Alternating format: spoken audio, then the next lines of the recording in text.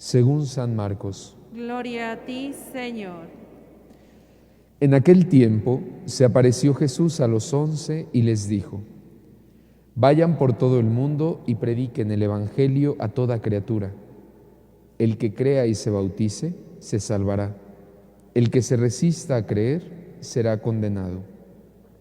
Estos son los milagros que acompañarán a los que hayan creído. Arrojarán demonios en mi nombre. Hablarán lenguas nuevas. Cogerán serpientes en sus manos. Y si beben un veneno mortal, no les hará daño. Impondrán las manos a los enfermos y éstos quedarán sanos. Palabra del Señor. Gloria a ti, Señor Jesús. Tomen asiento un momentito, por favor.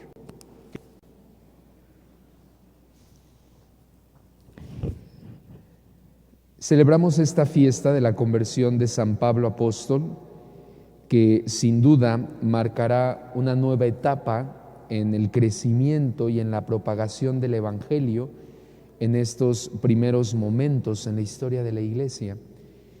Y el celebrar la conversión de Pablo al mismo tiempo nos lleva a confrontar nuestra propia vida para descubrir cómo estamos en el tema de la conversión, pero descubriendo lo fundamental de la conversión, que nunca hay que olvidar que es sobre todo una llamada.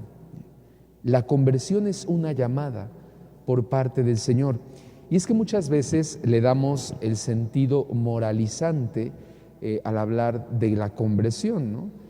Siempre que pensamos en la conversión, en nuestra conversión, nos colocamos a la persona como él o la protagonista. Por ejemplo, cuando alguien dice, ¿no?, el día que yo me convertí, o el día de mi conversión, y entonces podemos pensar que somos nosotros los que rompemos con la vida anterior para comenzar una nueva vida.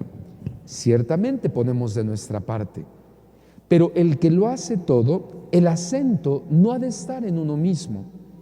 El acento siempre ha de estar en aquel que nos invita a una nueva vida. Porque el que tiene la iniciativa no es uno. ¿Quién es el que tiene la iniciativa? Dios.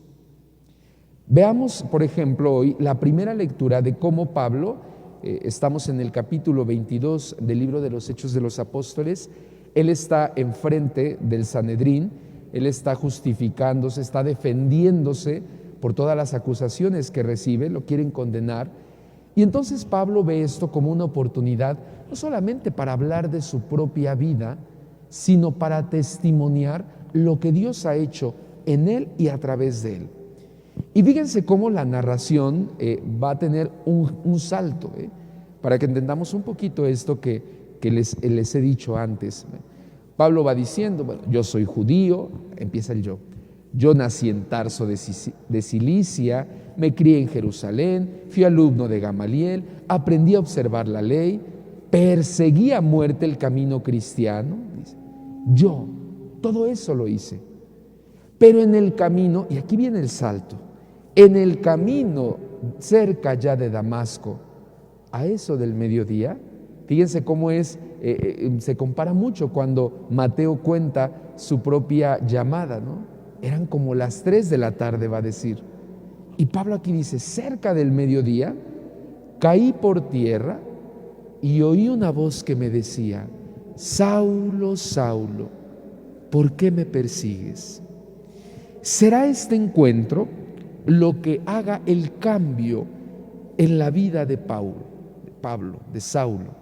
¿Será este encuentro donde Jesús sale en su camino el que cambiará todo? Pero ojo, porque Saulo ni siquiera estaba preparado. Él iba en otra cosa. Él estaba esperando otra cosa, él buscaba otra cosa. Pero es Dios el que sale a su encuentro y le sorprende para entonces mostrarle su iniciativa, esa llamada, esa elección. Pablo, por lo tanto, se convertirá en apóstol no por propia decisión, así como las hermanas son hermanas no por su decisión, como yo soy sacerdote no por mi decisión, como los padres de familia no por su decisión, es una llamada, es una invitación por parte de Dios que siempre tiene la iniciativa. ¿Y cómo lo vamos a descubrir en el apóstol Pablo? Porque toda su vida lo va a anunciar así, ¿eh? Él llegará incluso a decir en palabras muy fuertes: yo que era como un aborto, va a decir, el Señor me eligió. Yo que era perseguidor, yo que me encargué de hacerle la vida imposible a los cristianos, el Señor me eligió para convertirme en su apóstol. Fíjense entonces cómo esta conversión nos va a llevar siempre a donar nuestra vida. La conversión viene a ser un cambio, pero que nos impulsa hacia una misión. El cumplimiento de esto que se presenta en el Evangelio, en el final del Evangelio de San Marcos, donde Jesús, al elegir a sus apóstoles, antes de subir al cielo les dice: vayan por todo el mundo, continúen con la propagación de la buena nueva, de la cual, claro que Pablo será un incansable misionero. Ahora bien, hermanos, para nuestra vida yo quiero recordarles algo. Vamos a decir que hay dos conversiones en la vida, ¿eh? La primera conversión se da en el encuentro con Cristo. Cuando decimos: no, ahora sí quiero vivir toda mi vida para ti, Señor, ¿no? Es como un chispazo, aplicado en las relaciones de personas, como cuando los novios dicen: no, sí, quiero vivir toda mi vida contigo. Sí, eres tú la elegida, eres tú el elegido. Ese es el encuentro.